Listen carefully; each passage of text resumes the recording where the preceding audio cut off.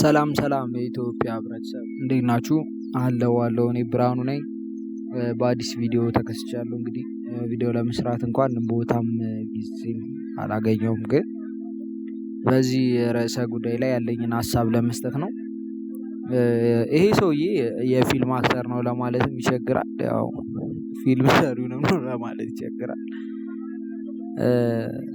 ነገሮችን በአንዴ የሆነ ቅዠት የሚመስል ነገሮችን ሲነግረን በየፖድካስቱ ሰምተናል። ማን ያዘዋልም ለነገሩ ምንም እንደዚህ አይነት ነገርን ለየቱ ኦዲየንስ ይጠቅማል፣ የቱ ኦዲየንስን ደግሞ እንትን ይላል የሚለውን አይመስለኝም ሲሰራ የምናገኘው። አሁን እንደውም ብሶት ነው በአብዛኛው የሚያቀርባቸው።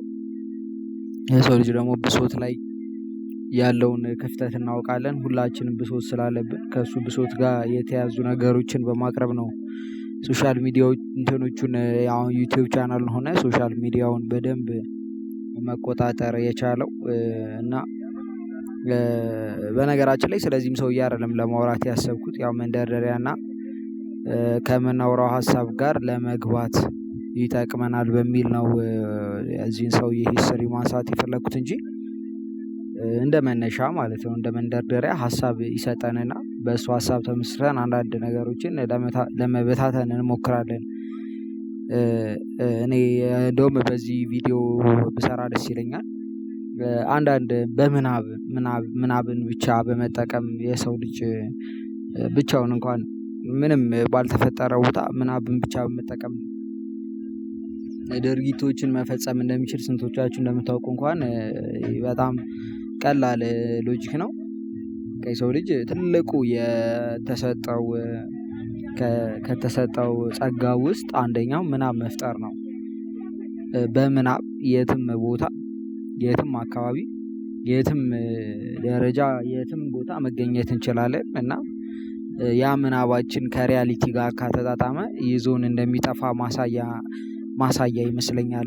ሰው አሁን ሶሻል ሚዲያ ላይ ወጥቶ እንደዚህ ቦተረፈው ነው የሚባል የራሱን ፋንታሲዎች የሚነግረን እኔ በኢትዮጵያ ታሪክ ውስጥ እየተተኮሰበት ምናምን እኔ እንጃ፣ ወይ መጽሐፍም ቢያደርግልን ጥሩ ነበረ እና ማመሰካከሪያም የሆኑ ሰዎች መጥተው እውነት ነው እንደዚህ አይነት ታሪክ ተከስተዋል ቢሉን ትንሽ የሚያሳምን ይመስለኛል እንጂ በቃ እኔ የማስታውሰው 1970-80ዎቹ የነ ኢሃፓ ዘመን ላይ እንደዚህ አይነት ነገር ተከስቶ ይሆናል የሚል ነው እንጂ በማውቀው እድሜ እንደዚህ አይነት ታሪኮችን ብዙም አልሰማሁም።